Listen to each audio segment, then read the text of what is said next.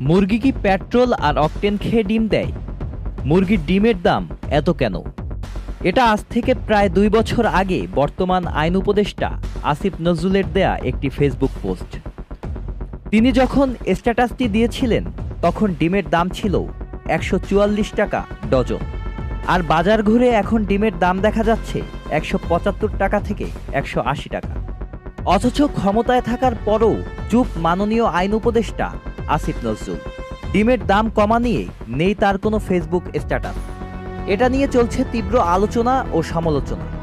অনেকেই তো বলছেন ক্ষমতা পেলে সবাই চুপ হয়ে যায়, ক্ষমতায় বসে কেউ জনগণের কথা ভাবে না।